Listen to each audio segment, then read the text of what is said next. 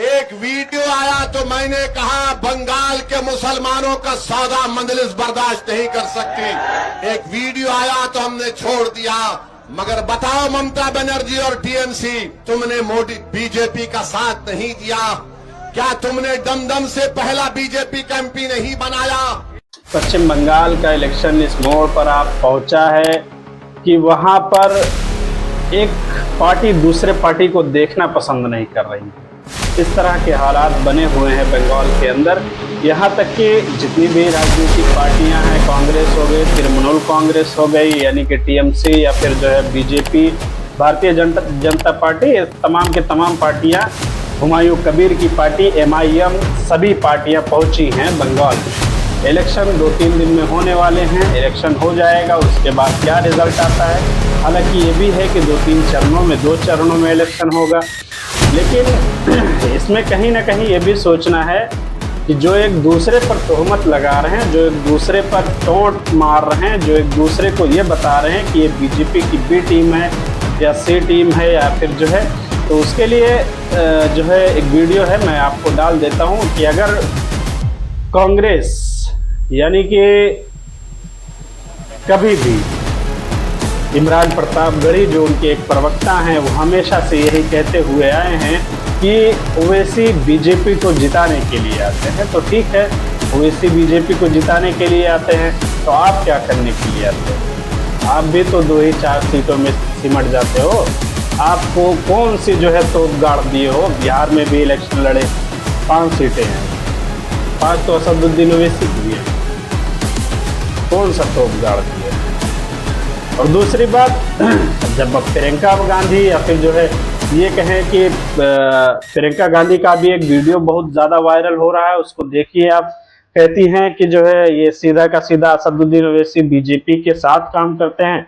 दूसरी तरफ उनका वीडियो आ जाता है कि वो सीधा प्रधानमंत्री मोदी के साथ बैठ करके वार्तालाप कर रही हैं। मैं बार बार आपको यही कह रही हूँ, असदुद्दीन ओवैसी जी सीधा सीधा भाजपा के साथ काम कर रहे हैं। अभी मदद है भाई, अभी मदद है।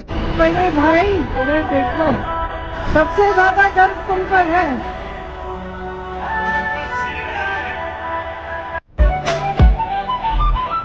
कभी राहुल गांधी ये कहते हैं कि असदुद्दीन ओवैसी बी टीम है, बीजेपी को जिताने के लिए आते हैं, तो फिर देखा जाता है उनका सामने वीडियो आ जाता है, वो भी प्रधानमंत्री के साथ खड़े होकर के वार्तालाप कर रहे हैं।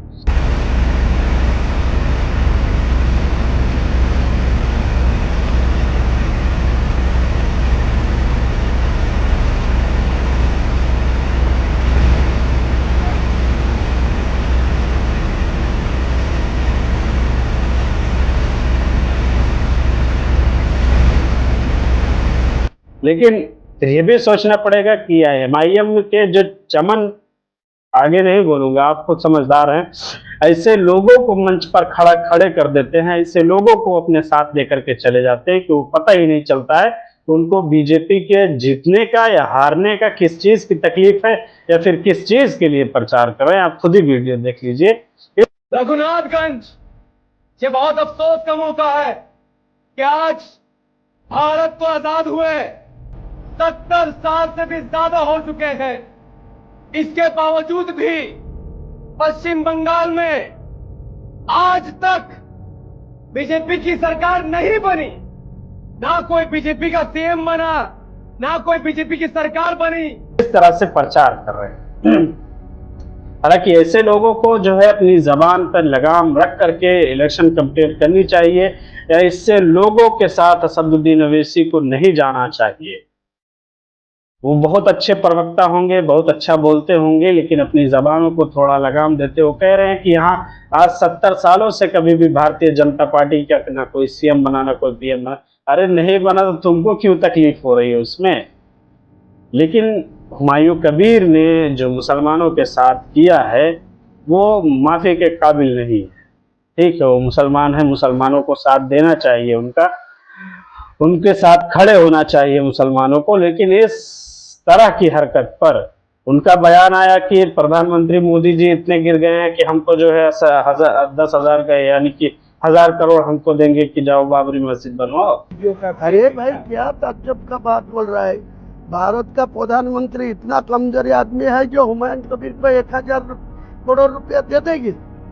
दे सकते हैं, जब तुमने खुद बता दिया है, लोगों को ये बताया है कि हमको प्रधानमंत्री मोदी ने 10,000 करोड़ दिए, 1000 करोड़ दिए है कि तुम जो है मुसलमानों को एकजुट करो, मुसलमानों को एक साथ ले जाओ कि उनका जो है।